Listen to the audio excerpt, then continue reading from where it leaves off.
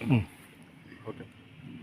ఈరోజు కాంగ్రెస్ పార్టీ తరఫున గొల్లపాలెంలోని వైఎస్ఆర్ కాంగ్రెస్ పార్టీ జగన్మోహన్ రెడ్డి స్థాపించినటువంటి జగనన్న కాలనీల్లో ఈ యొక్క ఫ్లాట్లని సందర్శించడానికి వచ్చాము.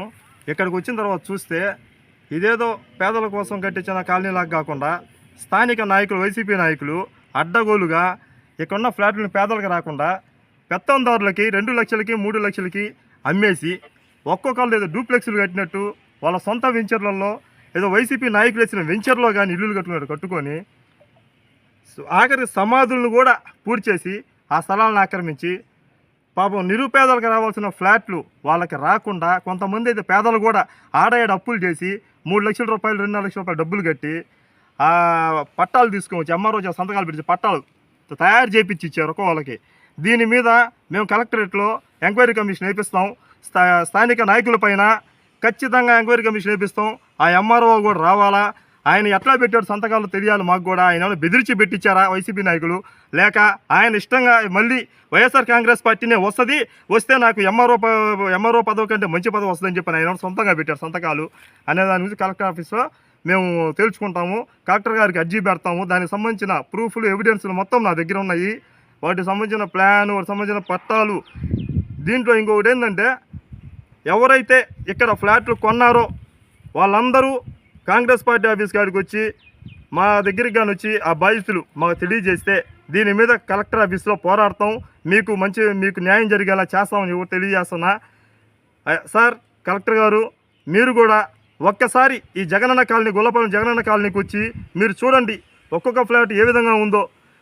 అడ్డగోలుగా ఆక్రమించేసి పేదలకు ఇచ్చారు. వాటి మీద మీరు కూడా స్పందించి ఎంక్వైరీ కమిషన్ వేయాల్సిందిగా కోరుచూ ఉన్నాము. అలాగే స్థానిక ఇప్పుడు గెలిచినటువంటి టీడీపీ నాయకులు కూడా దీని గురించి ఆలోచించాలని చెప్పి చెప్తున్నాను.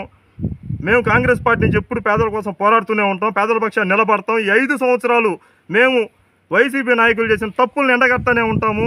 అలాగే అధికార పార్టీ వాళ్ళతో కలిసి మేము కూడా ప్రజలకు మంచి చేయాలని చెప్పని కోరుకుంటూ ఉన్నాము. మేము అందరికీ అండదండలుగా మేము ఎప్పుడు కాంగ్రెస్ పార్టీ పేదల ప్రజలకు ఉంటాము.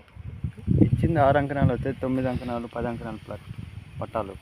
జగన్మోహన్ రెడ్డి గారు పాపం పేదలకు ఏదో ఇల్లు ఇవ్వాలని చెప్పని 6 అంకణాల స్థలాలు ఇస్తే స్థానిక నాయకులు మాత్రం వాళ్ళకి సంతోషంగా డబ్బులు వస్తున్నాయి ఇంటికి. మళ్ళీ వైఎస్ఆర్ కాంగ్రెస్ పార్టీ వస్తుంది, మళ్ళీ మేమే ఉంటాము.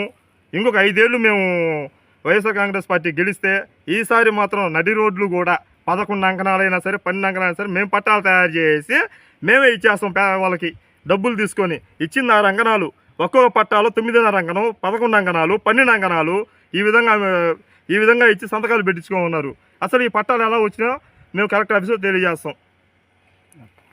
కాంగ్రెస్ పార్టీ వైఎస్ షర్మిలారెడ్డి గారి నాయకత్వంలో పోరాటాలు స్టార్ట్ చేస్తాం. మొన్న కేసీ వేణుగోపాలరావు గారు ఇచ్చారు స్టేట్మెంట్ ఏమనంటే, విద్యార్థులకి ఎక్కువగా ఫీజులు తీసుకునే కాలేజీల పైన పోరాటం చేయాలని చెప్పని దాన్ని కూడా చేస్తాము. వైఎస్ షర్మిలారెడ్డి గారి నాయకత్వంలో పోరాటాలు స్టార్ట్ అవుతాయి. ఈ 5 ఏళ్ళు కంటికి నిద్ర లేకుండా కాంగ్రెస్ పార్టీ జెండా ఆంధ్రప్రదేశ్లో ఏ విధంగా అయితే పాత రోజుల్లో రెపరెపలాడిందో అదేవిధంగా వైఎస్ షర్మిలారెడ్డి గారి నాయకత్వంలో ఆ జెండా ఎగరవేస్తాము. వచ్చే ఈ 5 ఏళ్ల తర్వాత వచ్చే ఎలక్షన్లో కాంగ్రెస్ పార్టీ ఖచ్చితంగా అధికారం సాధించే వరకు మేము నిద్రపోయేది లేదు. మా స్వయం కృషి మేము పని చేస్తూనే ఉంటాము. షర్మిలారెడ్డి నాయకత్వంలో గెలిచే వరకు పోరాడతాము.